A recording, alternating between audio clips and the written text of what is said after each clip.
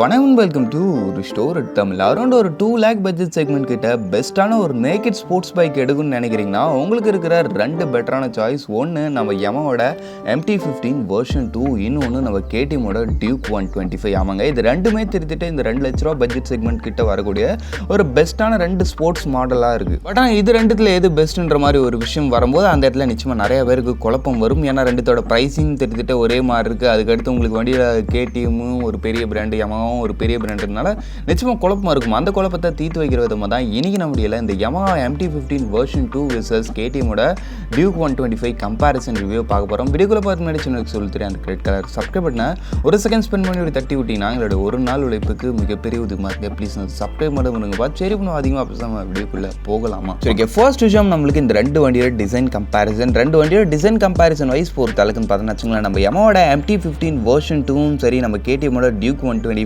சரி, ரெண்டுமே உங்களுக்கு ஸ்போர்ட்டியர் நேக்கட் டிசைனில் இருக்கக்கூடிய ஒரு பைக்குகள் தான். அதனால் உங்களுக்கு 2 வண்டியோட டிசைன், ரோட் அப்பியரன்ஸ் மாதிரி விஷயங்களில் எந்த வித குறையும் இருக்க போகல. நம்ம Yamahoட MT-15ம் சரி, நல்ல ஒரு அக்ரெசிவான ஒரு ரோட் அப்பியரன்ஸோட இருக்குது. அதுக்கடுத்து நம்ம KTM நம்ம சொல்லவே தேவையில்ல, அது நேச்சுரலி ஒரு அக்ரெசிவ் ரேட் ஸ்டைலில் தான் இருக்குமே. அதனால் டிசைன் பொறுத்த அளவுக்கு ரியலி 2 பேருமே நல்லாவே இருக்காங்க, எந்த குறையும் இல்லை. பட் ஆனால் உங்களுக்குன்னு ஒரு பர்சனல் சாய்ஸ் இருக்கும் இல்லையா, அதை நீங்கள் கமெண்ட் செக்ஷன் லீவ் பண்ணி வைங்க, பார்ப்போம் எந்த பைக்கு அதிகமாக வருதுன்றதை. சரி, டிசைன் பொறுத்த அளவுக்கு 2 பேருமே ஒருத்தவங்களுக்கு ஒருத்தவங்க சலைச்சவங்கள 2 பேருமே நல்ல ஒரு டிசைன் டோனோடய இருக்காங்க. பட் இந்த டிசைனில் build quality and fit and finish மாதிரி விஷயங்கள் பார்க்குறோன்னு வச்சிங்களேன், அந்த இடத்துல நம்ம Yamaha MT-15 பெருசாக build quality and fit and finish மாதிரி விஷயங்கள் எக்ஸலண்ட்டாக இருக்கிற மாதிரிலாம் சொல்ல முடியாது. ஒரு சில இடத்துல ஃபிட் அண்ட் ஃபினிஷ் இஷ்யூவும் இருக்குது, பில்ட் குவாலிட்டிலும் ஒரு சில இடத்துல காம்ப்ரமைஸ் இருக்குது. பட் பெருசாக நோட்டீஸ் பண்ணுற அளவுக்கு இருக்காது. பட் நம்ம KTMோட Duke 125 build quality and fit and finish லெவலில் நிச்சயமாக பர்ஃபெக்டாகவே பண்ணியிருப்பாங்க. அந்த ஒரு விஷயம் எனக்கு KTM கிட்ட ரொம்ப பிடிச்சிருந்துச்சுன்னே சொல்லலாம். அதனால் பில்ட் குவாலிட்டி மாதிரி விஷயங்கள் பார்க்கும்போது KTM கொஞ்சம் பெட்டராகவே இருக்காங்க. பேரண்ட்ஸ் விஷயத்தில் 2 பேர்லையும் எந்த வித பிரச்சனையும் இல்லை, 2 பேருமே நல்லாவே இருக்காங்க சொல்லலாம். சரி, ஓகே, நெக்ஸ்ட் விஷயம் பார்த்தோம்னா வச்சுங்களேன், நம்மளுக்கு இப்போ இந்த வண்டியோட riding portion and riding comfort மாதிரி விஷயங்கள் பார்ப்போம். ரைடிங் கம்ஃபர்ட் வைஸ் பொறுத்த அளவுக்கு நம்மளுக்கு 2த்துலையுமே ஒன்றும் பெரிய கம்ஃபர்டபுளான சீட்டிங் அது மாதிரி விஷயங்கள்லாம் எதுவுமே கொடுக்கல. கொஞ்சம் அந்த ஒரு ஸ்போர்ட்டினஸ்க்கு ஏற்ற மாதிரி நம்மளுக்கு KTMல வந்து ஸ்ப்ளிட் சீட் வரும். நம்ம MT-15 சிங்கிள் சீட்டாக இருந்தாலுமே ஒரு ஷார்ட் சீட்டாக இருக்கும். சீட்டிங் கம்ஃபர்ட்டில் 2 பேருமே பெல்ட்டு கிடையாது. 2த்துலையும் இருக்கிறதுலையும் ஒரு சுமாரான சீட்டிங் கம்ஃபர்ட் தான். அதுலேயும் குறிப்பாக நம்ம KTMலையும் கல் மாதிரி சீட்டு, நம்ம MTலையும் கல் மாதிரி சீட்டு. அதனால் சீட்டிங் கம்ஃபர்ட்டில் 2 பேர்கிட்டையும் பெருசாக எனக்கு ஈடுபாடு கிடையாது. ஓரளவு ரைடிங் கம்ஃபர்ட்லாம் எதிர்பார்த்து எடுக்கிறவங்கன்றவங்க இந்த 2 பைக்குமே சஜஸ்டபிள் பண்ண மாட்டேன். ஏன்னா வச்சுக்கோங்க, நம்ம MT-15 சஸ்பென்ஷன் வைஸ் பொறுத்த அளவுக்கு உங்களுக்கு ஃப்ரண்ட்டில் வந்து telescopic upside down forks suspension, பின்னாடி வந்து மோனோஷாக் சஸ்பென்ஷன் வரும். நம்ம KTMலையும் ஃப்ரண்ட்டில் வந்து உங்களுக்கு அப்சைட் டவுன் ஃபோக்கஸும் பின்னாடி மோனோஷாக்கும், 2தோட சஸ்பென்ஷனுமே ஸ்டிஃப் தான். அதனால் நிச்சயமாக ஒரு ஓவரால் சிட்டி ரஷ்ஷுக்கும் ஒரு ரூரல் யூஸுக்கும் 2 வண்டியோட சஸ்பென்ஷனுமே அந்த அளவுக்கு சஜஸ்டபுளாக இருக்காது. உங்களுக்கு தூக்கி போடுற மாதிரி இருக்கும். சஸ்பென்ஷன் கம்ஃபர்ட்ன்றது இந்த 2 வண்டித்துலையுமே இல்லை. அதனால் ஓவராலாக ரைடிங் கம்ஃபர்ட்லன்னு பார்க்கும்போது ஸ்போர்ட்டினஸ்க்கு தான் இந்த 2 வண்டியோட சஸ்பென்ஷன் அண்ட் எல்லா விஷயங்களும் ஏற்ற மாதிரி இருக்கே தவிர்த்துட்டு உங்களுடைய ரைடிங் கம்ஃபர்ட்டை இம்ப்ரூவ் பண்ணுற மாதிரி இல்லை. அந்த ஒரு விஷயத்தை நான் சொல்லிக்கிறேன். பட் எனக்கு கேட்டிங்கன்னா ஸ்போர்ட்ஸ் பைக்னா அப்படி தான் இருக்கும். ஏன்னா அப்படி இருந்தால் தான் அந்த வண்டி கொஞ்சம் ஹை ஸ்பீட் மேனுவர் பண்ணுறீங்கன்றப்போ கூட கொஞ்சம் ஸ்டேபிளாக இருக்கும். அதனால தான் எல்லா சஸ்பென்ஷனையும் கொஞ்சம் ஸ்டிஃபாக கொடுத்துருக்காங்க. சரி, ஓகே, அப்படின்னு பார்க்கும்போது ரைடிங் கம்ஃபர்ட்டில் 2 பேரும் ஈக்குவலாகவே இருக்கிறாங்கன்னு வச்சுவோம். இப்போ நம்ம இந்த வண்டியோட ஃபீச்சர் செக்மெண்ட்குள்ளே போகலாம். ஃபீச்சர் செக்மெண்ட்டில் ஃபர்ஸ்ட் நம்ம லைட்டிங்லேருந்து ஆரம்பிப்போம். லைட்டிங் வைஸ் பொறுத்த அளவுக்குன்னு பார்த்தோன்னு வச்சுக்கலாம், நம்ம KTMோட Duke 125 ஃப்ரண்ட்டில் உங்களுக்கு ஹாலஜன் லைட் செட்டப் வருதுங்க. ஆமாங்க, இன்னும் கூட KTMல அந்த ஹாலஜன் லைட் செட்டப் தான் 125 சீரீஸுக்கு மட்டும். அது என்ன பண்ணுறது, அது அப்படி தான் இருக்கும். சரி, ஓகே, நெக்ஸ்ட் நம்ம Yamahoட MT-15 பார்த்தோன்னு வச்சுங்களேன், உங்களுக்கு ஃப்ரண்ட்டில் ப்ரொடெக்டட் ஹெட்லாம்ப்ஸ் வந்துடுது. அது இல்லாமல் அது LED செட்டப்போட DRLs அது மாதிரி ஒரு சில எக்ஸ்ட்ராடினரியான விஷயங்கள் இருக்குதுன்றப்ப லைட்டிங் விஷயத்தில் எனக்கு தெரிஞ்சு Yamaha கொஞ்சம் பெட்டராகவே இருக்கிறாங்க. LED ப்ரொஜெக்டட் மாதிரி ஒரு சில விஷயங்கள் வச்சுட்டு. பட் நம்ம டியூக் சும்மா சொல்லக்கூடாது, ஹாலஜனாக இருந்தாலுமே ஓரளவுக்கு நல்ல விசிபிள் தரக்கூடிய லைட்டாகவே இருக்குதுன்றதுலையும் டவுட் இல்லை. சரி, ஓகே, நெக்ஸ்ட் நம்மளுக்கு இப்போ இந்த 2 வண்டியோட இன்ஸ்ட்ருமெண்ட் கன்சோல் வைஸ் பொறுத்த அளவுக்கு பார்த்துச்சுங்கன்னா நம்மளுக்கு 2த்துலையும் ஃபுல்லி டிஜிட்டல் தான், 2த்துலையும் நெகட்டிவ் டைப் தான். நம்ம Yamaha MT-15 instrument cluster really உங்களுக்கு அதை பற்றி தெரிஞ்சிருக்கும். வேணா ஃபோட்டோ போடுறேன், அதில் வந்து உங்களுக்கு கனெக்டிவிட்டி அது மாதிரி ஒரு சில விஷயங்கள் பெட்டராகவே இருக்குன்னு சொல்லலாம். பார்க்குறதுக்கும் ஓரளவுக்கு நல்லாயிருக்கும். அதுக்கடுத்து நம்ம KTMோட Duke 125 இன்ஸ்ட்ருமெண்ட் கிளஸ்டர் வந்து அப்பையிலேருந்து இப்போ வரைக்கும் இருக்கிற அந்த ஒரு சிக்னேச்சர் இன்ஸ்ட்ருமெண்ட் கிளஸ்டர்னே சொல்லலாம்.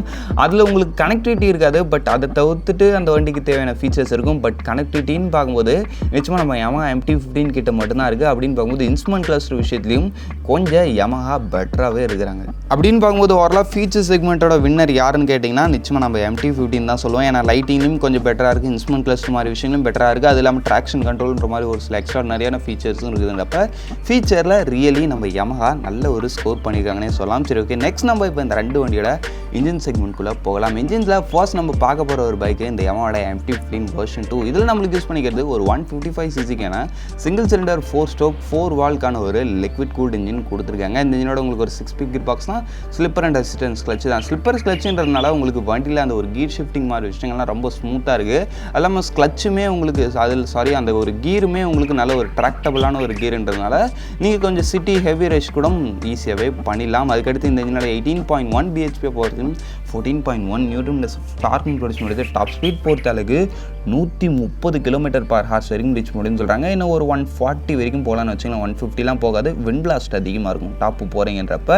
பட் பர்ஃபார்மன்ஸு சும்மா சொல்லக்கூடாதுப்பா. இந்த 155ல் இது வந்து ஓரளவுக்கு நல்ல ஒரு பர்ஃபார்மன்ஸுமே கூட. நெக்ஸ்ட் விஷயம் உங்களுக்கு வண்டி மைலேஜ் பொறுத்த அளவுக்கு 48 kmpl வரைக்கும் சொல்கிறாங்க. பட் நீங்கள் ஒரு டீசென்ட்டான ரேட்டிங் ஸ்டைல் மெயின்டைன் பண்ணுறப்ப 50 வரைக்கும் கூட கிடைக்கிறதா சொல்கிறாங்க. அப்படின்னு பார்க்கும்போது பர்ஃபார்மன்ஸுக்கு மைலேஜ் தர ஒரு சூப்பரான ஒரு இன்ஜின் கொடுத்துருக்காங்க நம்மளோட Yamaha MT-15. இது வரைக்கும் பார்த்த இன்ஜின் செக்மெண்ட்டில் ஒரு பெஸ்ட்டான ஒரு இன்ஜினாகவே இந்த Yamaha MT-15 இன்ஜின் இருக்குதுன்றதுல டவுட் இல்லை. சரி, ஓகே. நெக்ஸ்ட் நம்ம KTM Duke 120 engine segment wise பொறுத்த அளவுன்னு பார்த்தோன்னா வச்சுங்களேன், அதில் நம்மளுக்கு யூஸ் பண்ணிக்கிறது ஒரு 124.7cc. ஆமாம், இது வந்து ஒரு 125cc இன்ஜின்.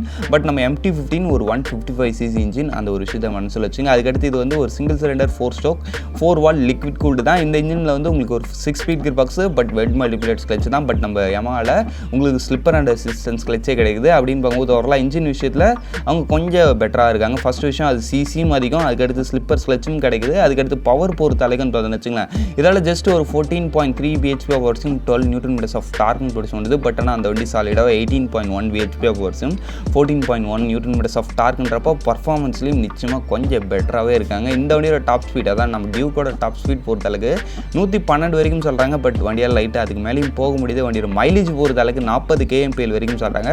மேபி நீங்கள் ஒரு டீசென்ட்டான ரேட்டிங் ஸ்டைல் மெயின்டைன் பண்ணுறப்போ ஒரு 45 வரைக்கும் கிடைக்கலாம். அப்படின்னு பார்க்கும்போது இன்ஜின் செக்மெண்ட்டில் இவரும் ஓகே தான். இவரோட ஆக்சலேஷன் அது மாதிரி விஷயங்களும் சூப்பராக இருக்கும். பட் நம்ம MT-15 இவரோட கொஞ்சம் பெட்டராக இருக்கிறான்றது நிச்சயமாக ஒரு உண்மை தான். தெரியுது இன்னமும் நம்ம Yamaha MT-15 சொல்லப்போனால் 125 நம்ம MT-15 கிட்ட கம்பேர் பண்ணவே கூடாது.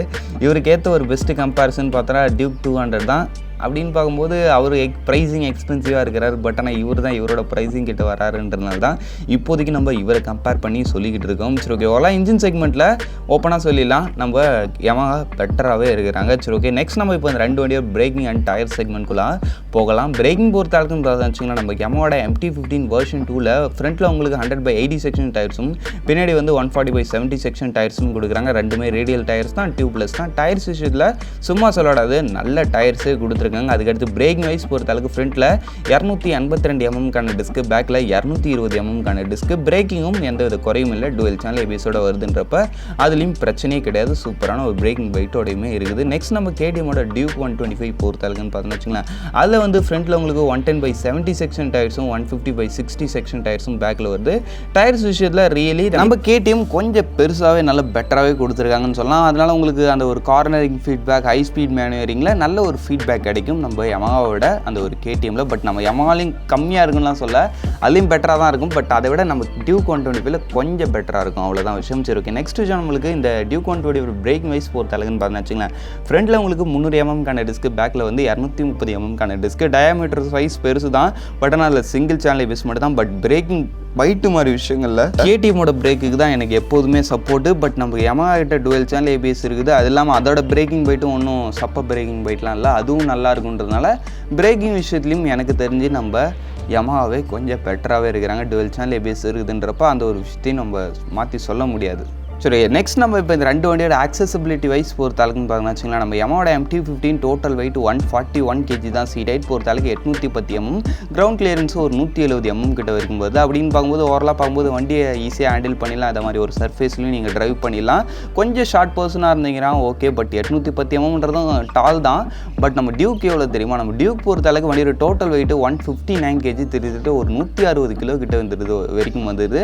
அப்படின்னு பார்க்கும்போது நம்ம Yamaha கம்பேர் பண்ணும்போது ஒரு 20 கிலோ கிட்ட வெயிட் அதிகம். அதுக்கடுத்து சீட் ஹைட் பொறுத்தாலும் 822 mm கிட்ட வரைக்கும் வருது. நம்ம MT-15ஓட ரொம்ப அதிகம். அடுத்துக்கிறது கிரவுண்ட் கிளியரன்ஸ் பொறுத்தாலும் ஒரு 155 mm கிரவுண்ட் கிளியரன்ஸ் தான் வருது நம்ம MT-15ஓட கம்மி. அப்படின்னு பார்க்கும்போது ஆக்சசிபிலிட்டி விஷயத்துலையும் நிச்சயமாக நம்ம Yamaha MT-15 தான் பெட்டராக இருக்குது. சரி, ஓகே, ஓரளவு எல்லாத்தையும் பார்த்து முடிச்சாச்சு. இப்போ நம்ம கடைசியாக இந்த வண்டியோட ப்ரைஸிங் பார்த்துட்டு முடிச்சிட்டோம். ப்ரைஸிங் பொறுத்தாலும் வந்துச்சுங்கன்னா நம்ம Yamahaவோட MT-15 பேஸ் மாடல் உங்களுக்கு 1,99,000 ஸ்டார்டிங், டாப் மாடல் 1,05,000 முடிச்சலாம்.